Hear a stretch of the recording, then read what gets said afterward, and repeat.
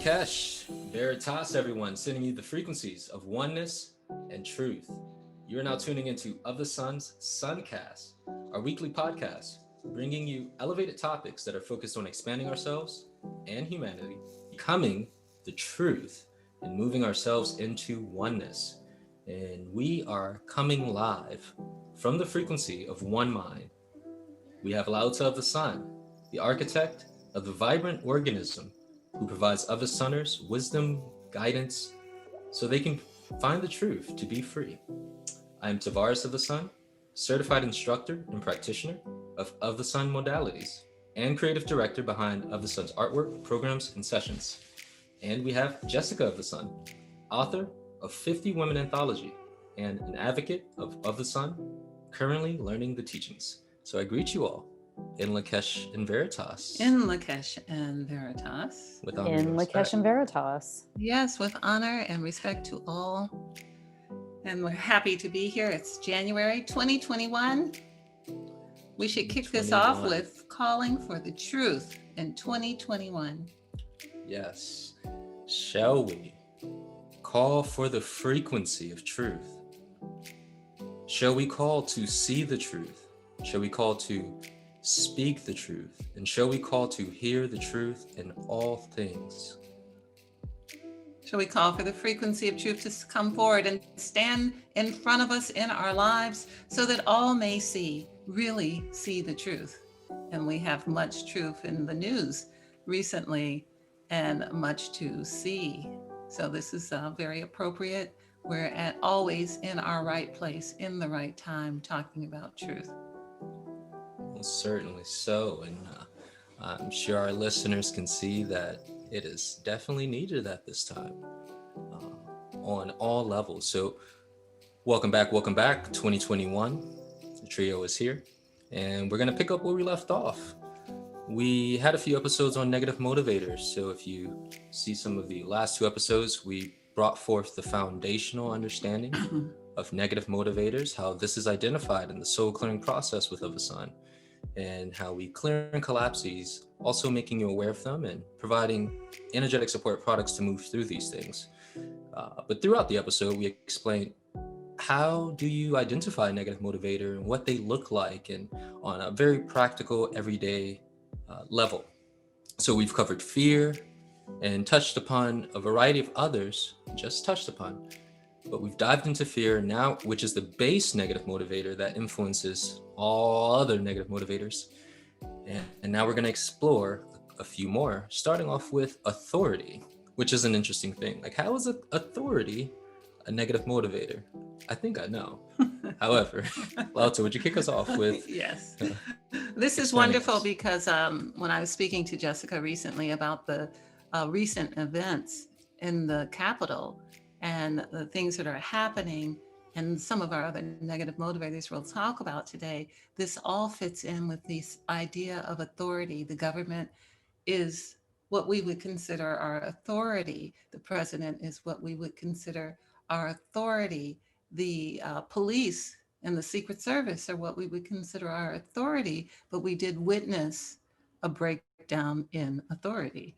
We did witness a disrespect and disregard for authority at the same time while everyone was still obeying the authority of the president. So it was very interesting dynamic. Everyone did exactly what they were told to do, and in so doing, they disrespected the authority of everything else. The systems, the government, the protection that is allotted for the government was all disrespected by the request of the authority in the government. So that's an interesting thing. So the way I would like to see, I'd like to show you how the word itself tells you what it is. Authority means author of me. So if the person who gives the instruction is the author of you, then of course you're in accord with doing whatever the author of you says. They wrote your book. They put the period at the end of the sentence. They are the author of you. So the authority, whether it's the authority of a sitting president or the authority of the United States government or the authority of your husband or the authority of your doctor or the authority of anyone else, your minister, your priest, whoever it is, your Indian chief, whoever you give your authorship of you to. So I'd like to see what you all have to say about that. Yeah. I have thoughts. I have. All right. I do too. Go ahead, Tavares. Okay. Yours are probably more informed than mine at this point. Well, this is what comes to mind. Authority. First off, I like that authority of me or author of me. So who's writing your story? And I'm thinking this whole time, aren't we supposed to be the authority of over ourselves? Aha. Like isn't that a thing? Aha. So there we have it. Yes. There we have it. So what you were sharing, this quantum entanglement of breaking authority with that story, because I was like, whoa, what's going? There's a chain reaction happening here. But we're looking at specifically with what's been in the news, a group of people who they have again given their will, their authority to write their story to someone else who they see as powerful. Yes. And that right there is one of the issues. And you gave a couple of other examples, for example, doctors. And I think this is fascinating because many people who are listening may have experienced telling a friend or a loved one about something dietary that you've learned, and they don't believe you, but they'll believe their doctor. Yes. And the next thing you know, they're on the cultured vegetables or fermented vegetables or something along those lines. And it's again because of this authority, they ignore what's innate within them. So that's what's coming to me as you say this. The idea of giving up your power to another is not a new idea. Of course, this is what religion and ideologies are based on, is that let it be your will and not mine. You be the responsible party. You make sure that the thing happens. Let it be your will instead of my will. You be the author of this story. But there's a problem with that. Oh my gosh, I have more. However, Jessica, jump in before I jump back in. Jessica, you there? Oh yeah, I'm here. Yeah, it was so the interesting thing about that is I think we make other people the authority over our lives way more often than we even realize that we do. And I mean, even for somebody like me who's a fiercely independent person and always has been, I have seen how in recent years I have made other people the authority over my life and or deferred to another person in ways that surprised even me. So if you take a step back and you really look at all the places in your life where you feel out of control, you will usually be able to pinpoint where you're giving your authority and your own personal power away. And a little interesting science comparison to that, and I'm sure LaOta will absolutely love this. But so whenever they were looking for the planet Uranus all these years back, and I don't know the dates of all this. This is just a really nice little anecdote to go with what I just said. They could not actually see the planet in a telescope, like physically see it, but because of gravitational effects in space, they knew that it was there. So how they pinpointed where it was and and verified its existence was to do gravitational calculations. So they basically calculated the forces acting on this planet and how the planet acts on other forces in order to be able to prove that it existed many, many years before they actually were able to show physical proof or a picture or something of it in a telescope. And so sometimes, and artists refer to this kind of like phenomenon as like the negative space.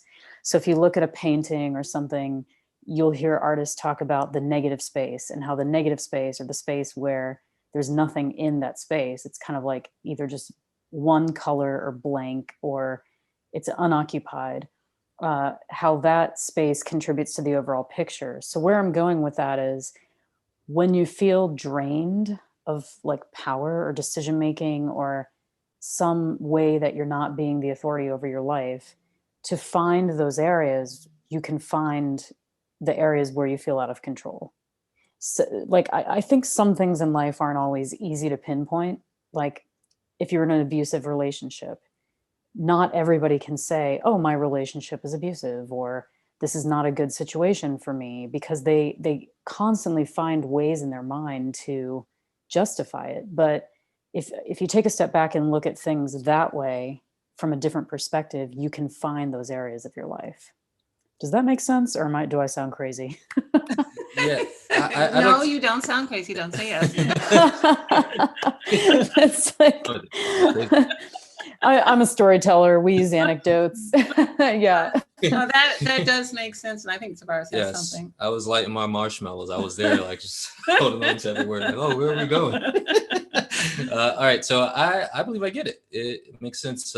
And to break it down, I was thinking about a person who is experiencing chaos in their experience, and again, we can see the effects of the negative motivator, but we don't really know, hey, it's this negative motivator, just like Neptune. We can see the gravitational effects.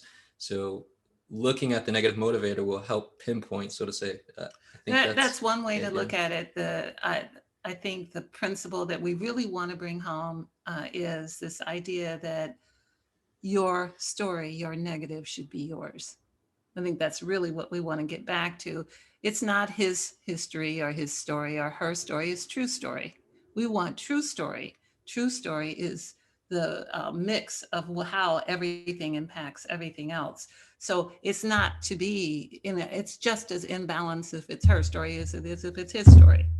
It needs to be true story, which encompasses everything yes, all the and gives facts. authority to all appropriate parties because everyone is the responsible party. There is no one who is living and that's another negative motivator, responsibility. Your ability to respond to your own story, your own authorship, that you have to be willing to say, that's not the direction I want to go in. This is the direction I want my narrative, my story to go in. I will author this and then I will be the responsible party. And then that way I can receive the award or learn the lesson or have my path illuminated by my mistakes and be guided towards the light. I mean, there's no downside to being the author of your own story. We see people have lost to the protection of their children by giving their authority, the authorship of their children, to others to care for them who have not cared for them as they should. The same with our elderly, the same with our teenagers, the same with all of the things that are happening in our world, including what's on the world stage. We have given over the authorship of our government to someone who has created the spectacle we have just seen. Is that what we really wanted to do? Do we want to bring humanity to that level of experience for the reward that we got, which was probably going to be a big cleanup bill? I'm not sure what else we gathered from that. Death, people died, things got broken. I'm not sure what else came from that. Well, That's one way of looking at it. it is. So this is major, super major, because of I always go back to universal principles, law of correspondence, like what we're seeing on all the various levels that you shared, like personal life on a large scale with the politics. I'm seeing how, again, this idea of authority, at least on the flip side of you allowing or giving away your authority, that's literally running away from the responsibility, being the Yes. responsible party of Yes. your world, your free choice that you have. And I'm seeing how, if you look at what's taking place primarily in our country, the U.S., you have this division of people who are all giving their power away to someone else. They are removing any will that they have to make certain choices in their life, and it's just literally a reflection. Uh, I'm seeing many people on our planet that just are unwilling to step into responsibility. So, oh, I can't do it. I'll let the governor or the president take care of it. They're going to be my savior. They're going to be my authority, and it sets us back so much. And now we're in a position where, oh, look at how long you've given away your authority. This is what we find ourselves in when we constantly give away our power, whether it's on a larger scale or even in relationships with marriages. Well, and not only that, but it escalates. So now it's a matter of, okay, you are the author of me. So I want you to the author of me wants me to have a shot. So I want to make sure that the author, I respond and be the first one to get my shot so I can appease the author of me. Another negative motivator, appeasement. I want to be in appeasement is the word please. I want to please the author of me so that I won't have any responsibility. You know, I want to please the author so it's the same way in relationships where you're willing to compromise your highest and best interests to appease or please the author of you so you don't have the responsibility for having to stand up to what is not right. Yeah. But let's just say, and it is true, that you exist beyond this experience and that the whole of you will have to come back again and do remedial work if you don't learn to accept that you are the author of you, that you can't give over your authorship to someone else and expect that they will take as good a care of you as you will. So you give your authorship over to your husband or to your children, and then you find that it's lacking because you are not as important to them as they are important to them. Hmm. So this is what has happened in our world. And then what happens out of that, all the other negative motivators stem from that. Then people begin to feel like they haven't been treated right. They get resentful. They're not happy. They develop sicknesses. All of this happens because the breakdown is that my mother believed in a certain church and a certain person and a certain politician and a certain way of life. I believe in that. She lived her life that way. I'm going to live my life that way. And now the authorship of me has been usurped and stolen, but not really. I gave it away. Hmm. The authority, the author of me. It's very important that we see all of the connections with appeasement, with responsibility. If you break one law against the universe, one of the universal laws, you break all of the universal laws. You give away your authorship, you've broken all the laws. You're guilty of fear, you're guilty of anxiety, you're guilty of bitterness, you're guilty of codependency, you're guilty of coercion, you're guilty of all that. You coerce yourself. I think that's really interesting because uh, throughout my experience, I've always seen how the negative motivators are all interconnected. For example, yeah, and I do have something else to share on this idea, but I'll share this with the soul clearing process and going over the negative motivators. You may say, oh, this person has on their blueprint, they've experienced imprints of fear, self punishment, guilt, appeasement. And then we can see, or I have seen, it's just a cycle. Like all of them are being touched on, so I can definitely see what you mean. And just to give a quick little example, for example, the fear kicks in, and then the person, uh, well, I'll start with this example. An individual has an experience with someone who wants them to do something for them. They experience fear of saying no, and then they feel the guilt, and then they appease, and then they punish themselves, and they start beating themselves up. So there's this experience of you're experiencing all of these negative motivators. So And then they I hate see what you themselves mean. because they did it. Yeah. I'm looking at the list of negative motivators, and then they lose the divinity of having honor, reverence, and respect for themselves. And of Yes. course, they can't have it for the person they have given authorship over to, because at the deepest soul levels, we know that that's wrong to give over our authority to another. Because otherwise, why would we have it? Why would we have the opportunity to be ourselves? This idea of being able to give it over is really just a sliding scale learning experience. If you don't learn in this lifetime, you'll learn in the next. So if you consider that you're larger than this experience, you've probably done this many times before. If you find yourself giving over your authority to another, losing your authorship of your own experience, come to a screeching halt because you're in a looped pattern that you won't break out of unless you use the tremendous effort of your own will to stand against it.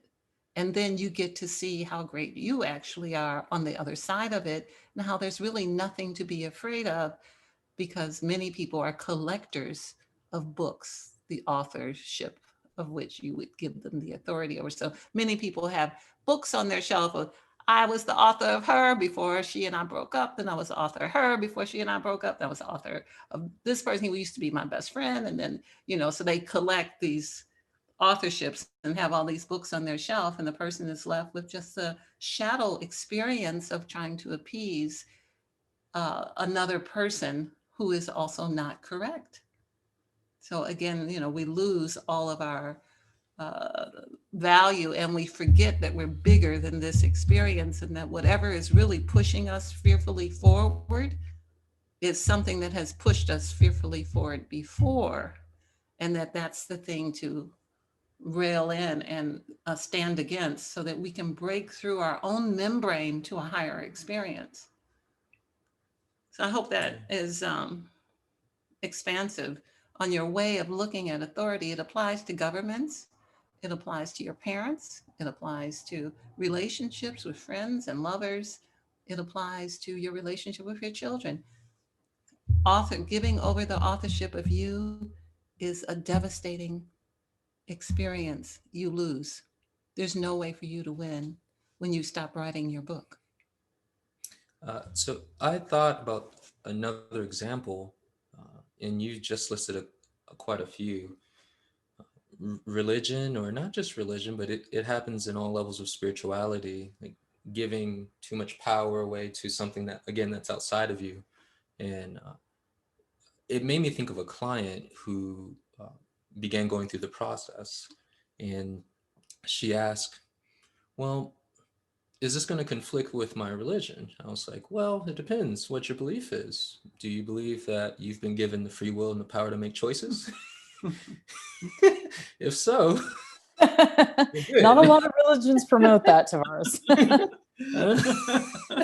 well, she's I'd say pseudo whatever she is, her upbringing, but she does have a belief system, and but at the same time, her belief system, she's again pseudo, where there's wiggle room for, yeah, I've been told through words and scriptures or text that I have power, so, and I should use this power, the so to say God-given power that's in me, to make my choices instead of, for example, Jesus take the steering wheel, that type of experience. So she did feel more confident after that, hearing that, knowing again, at the end of the day, it is our choice. Are we going to step into the authority? Are we going to be the author? Are we going to take the responsibility? Are we going to respond? We have been given this divine ability to do such, and I think it's important, especially at this time. What a perfect example we see on our world stage in the news, at what has recently taken place at the White House, to show what happens to people who are significantly involved in ideological belief systems that are flexible.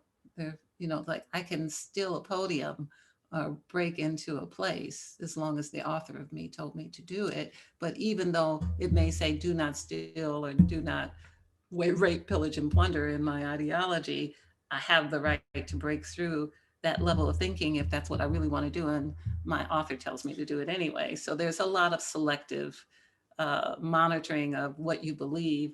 The bigger issue is that, why would we live in a free choice universe if we weren't free to choose? And why would we give up such a brilliant gift to someone else for no reason? Why would we make someone the author of us? What is it that we think that they will take? How will they take care of us better than we will take care of us? Even a cat cleans itself better than we would do it if it were our pet. We have to look at that. If we're going to turn over all of our abilities of our story to someone else, will they tell our story correctly? I mean, like, in the animal kingdom, in nature, in the divinity of what creation has made, we can see that everything takes care of itself.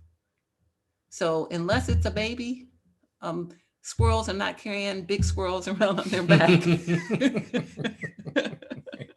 Yeah. Birds are not flying with 2 or 3 birds on their wing. It's just not happening like that. No one needs to give over the authorship, and it's burdensome to the one who has become the author of you. Now they have to figure out where to put your books on their shelves. So they have to figure out what they got to tell you to do. What should I tell them to do? Should I tell them to storm the White House, or should I tell them not to? Yeah, it's a thing. Now they have the Wait. burden of, now you are their responsibility. So on both sides, if you're the person who wants to usurp the authority, you want to be the control, now you are burdened with having to carry the person around.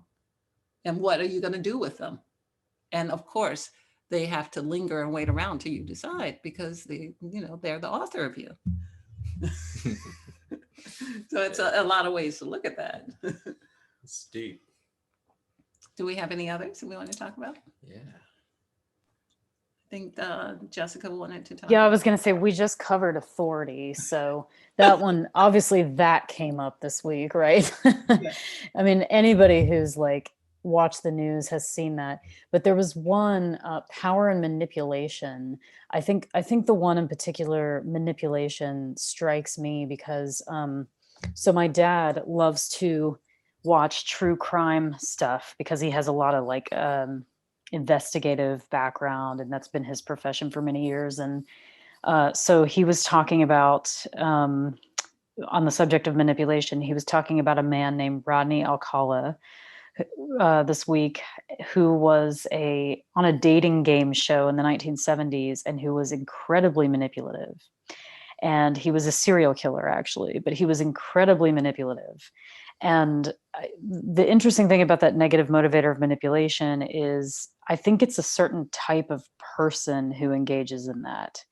I don't think all of us are manipulators at heart. And the question I would have about that particular negative motivator is what causes that pattern in somebody? What makes a person a manipulator? It's so interesting because this is one. Let's look at the word itself, and in the word we see man pull. It's like a man using his power to pull someone, which doesn't mean they're walking with him comfortably or in agreement. He's pulling them. Man pull, man manipulation. So that's an interesting thing to think about. If you can picture someone pulling you behind them, dragging you up a hill, that's kind of the idea of manipulation. And of course, everything, again, this is not our first or only experience. And in many past lives, um, just the same way we find that people who are pedophiles have usually been abused, sexually abused as children, so we find the same pattern is true of those who have been are manipulators. They have either been manipulated or they found that they needed to use manipulation in the interest of maybe staying alive. Maybe they lived in a period of time where they worked for the queen, and the queen would cut off your head if you didn't do what she said immediately. So they had to find ways to keep her from cutting off their head by manipulating her to be distracted or doing certain things, being an appeasement, a whole variety of different other negative motivators. So often these original first time situations go back to past experiences where a person needed it and developed enough energy because the circumstance was so serious that their lives were at stake. So something may have happened where they needed to change the direction of what was happening to save their life. And then they got a spark, the brain connected, the DNA changed, and now it's there. That pattern is there. And they uh, move out of balance with it because it spiked them in a way that was satisfying, like, yes, I got away. And, oh, let me remember to do that. And then it kind of grows out of control. This is the wonderful thing about the practice of correction. We at Of the Sun are encouraging everyone to use correction because everyone needs it, to call for correction. And what correction is the divine consciousness created by Creator that corrects all things. It is the living consciousness that, when you call it, comes into your experience. And when you do it overnight at sleep time, it travels back to the first time the thing that needs correction happened, when it was a small thing the very first time, and starts to untie the knots there. So if you're a person who's been manipulated, or a person who has manipulated people, if you've been the victim of it or the perpetrator of it, it will go back to the first time, maybe 100 lifetimes ago, find that spot and start collapsing it all the way through up until the current time. That's why correction is so powerful, and we encourage everyone to call for it. It doesn't cost anything, and there's no downside. It's very possible that you'll be corrected. And sometimes people are like, well, if I'm corrected, will I lose my boyfriend? It's like, possibly, if your boyfriend and you relationship is based on something that's not in your best and highest interest. You know, when you call for truth or correction, you're calling for war. You're calling that you want things to change at some level. So you can't have it both ways, or you'll be confused. If you start calling for truth and calling for correction, it shows up in your life and then you won't move, then it becomes a painful situation. You then have put yourself in a situation of confusion when you're not able to step into your own request for elevation. And so that is the tight spot that many people find themselves in as a temporary transition to another experience. Did I speak to that, what you needed to have greater understanding? Oh yeah, definitely. Because I'm convinced that not. I mean, I know people who are not manipulative people who are very honest people, but I also know some people who are manipulative people. We've actually, I think a manipulator is somebody, an archetype that all of us at some point has experienced, whether in a work situation, a relationship, a friendship, or something. There's always been that person that's been able to that acts as a manipulator in a situation. So it's funny that that's a negative motivator. I never would have thought about that one. It's very interesting because manipulation. I'm the parent of four children, three boys and a girl, and seven grandchildren. So I see manipulation in children at very young ages, and that can be taught. They can be taught not to be that way. This, where you say, all right, you've had your lunch and your nap, now color for a few minutes, and you teach them to keep going back to whatever the thing is that they're doing, so that they don't end up growing up to be manipulators, so that they're not, mommy, mommy, mommy, mommy, let me pull you, mommy, mommy, mommy, the pull you away from whatever it is you're doing, because you are in fact the authority in that situation. You know, you are the author of that situation. So the manipulation starts in infancy and then grows when we see it as children begin to grow, and we have to give them the satisfying experience where they don't feel the need to pull you away all the time, but you give them the lap time and the love that's needed. And then you determine how much time the child can have, which would be satisfying for the child without them learning to be manipulators.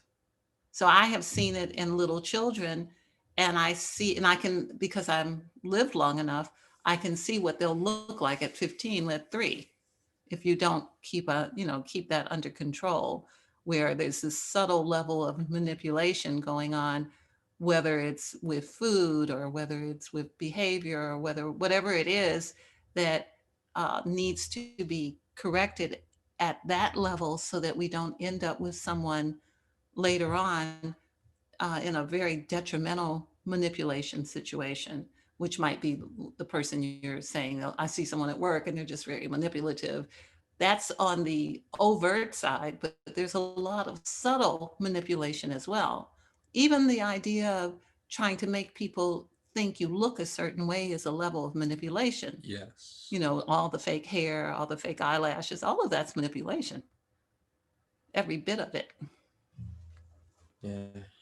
Trying to pull someone in the direction you want them to be in, instead of allowing people to see what they see. Mhm. There's mental manipulation going on with advertisement, with certain narratives regarding, what's taking place in our world. It's just interesting to see just how important it is to be aware of what negative motivators are, to be able to identify them, not only in ourselves, but externally in our experiences. And then, of course, having the necessary tools to catch yourself, to correct it, to neutralize, to direct it into a higher, more exalted trajectory. Just like you were saying with the children, you catch them and stop it before it develops into something.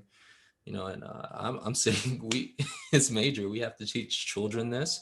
This has to be in our households, this way of being. And and starting somewhere. A good archetype would be a salesperson, a really good salesperson who's a closer, who has that, Oh my all the gosh, yeah. steps to be a closer. And all of that is manipulation. All of that is brain, that is a study of the way the human brain works, what words to say, how to trigger the person, how to use your own personal charisma.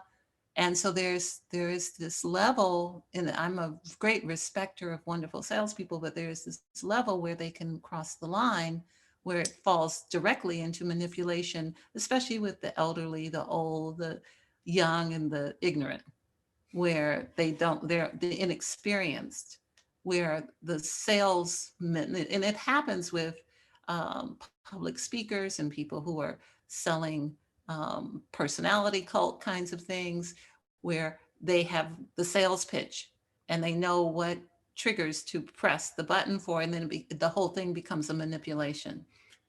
This is so deep, and what you're saying hits home because I worked as a salesman a number of times, and this manipulation is being cultivated. Yes. We are taught in these environments to manipulate, especially in those categories of young and old and oblivious to what's going on.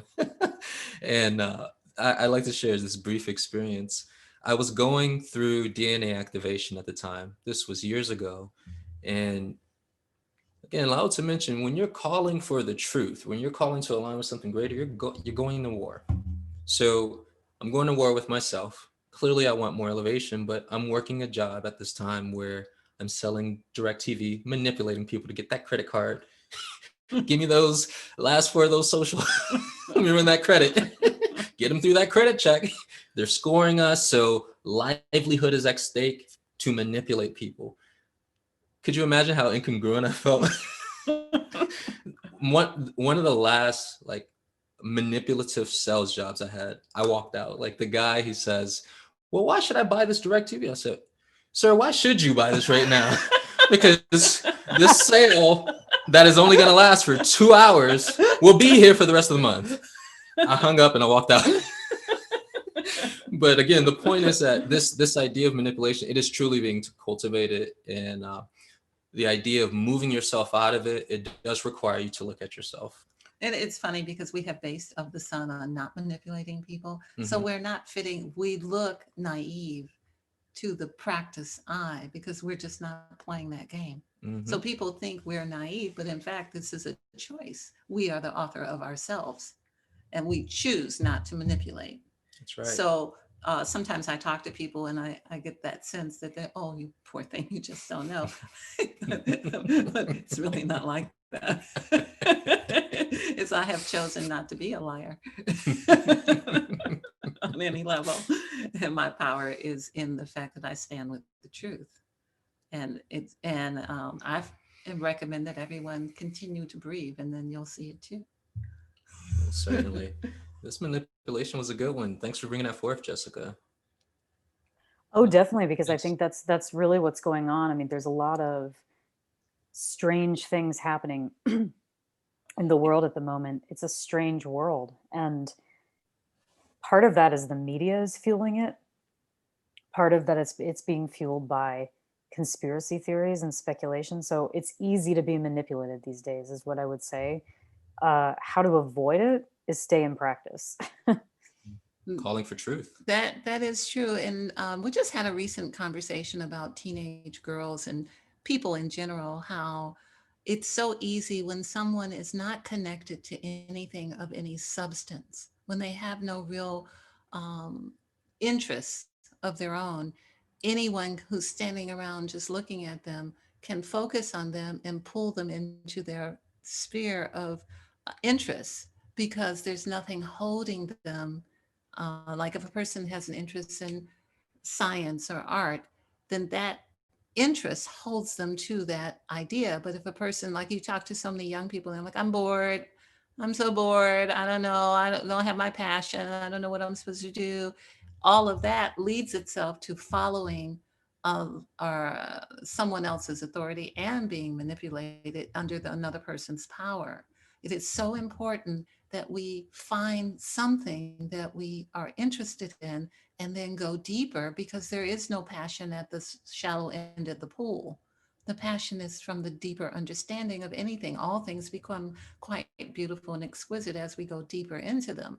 But if you skate across the ice, you could easily, end up talking to young people like I do, who are saying, I'm bored, and I'm just gonna smoke pot and eat Cheetos and be unhappy until somebody comes along who then I become their dream, and then I still have no direction. And so we see this lives and years wasted while one person captures another, and then they don't know what to do with them. And now they have the burden of themselves and another, and the person who's been captured doesn't really hasn't really tried to find anything to attach to that would interest them. So it turns up to be a wasteful experience. But if we could cultivate our everyone, but especially our children, into whatever their interest is, let us support them in their interests. If they are interested in music, let us support. If they're interested in the video, let us support them in it in the right direction, so that they are having something that will let them grow within that experience, the science behind it. They can go deeper and understand it, instead of the nothingness that we find most youth are attracted to at this time.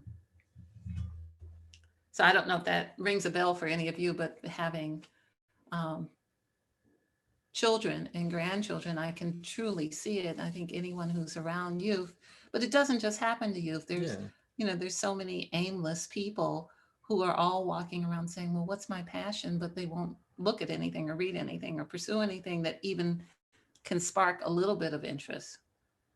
Everything seems bland. They're living in a bland world. Some of that is their food and the chemical processes in the brain. And some of it is that any effort at all is too much when they can give over their authority to someone else, like social media. Like, I have just enough energy to push like. You want more than that? You want more than a like? You're asking for too much now. I got a comment. I got to subscribe. This is interesting. This idea of being pulled into someone else's sphere if you're not focused or deep. I personally experienced that sometime in the past, where again, if you're not deep or anchored in, you kind of it's almost as if you're in a ship with no direction, and then that pull, which is coming with the waves, is pulling you in this. Now you're like, oh, where am I? How did I get here? You're looking at it. That's how I felt. How did I get here?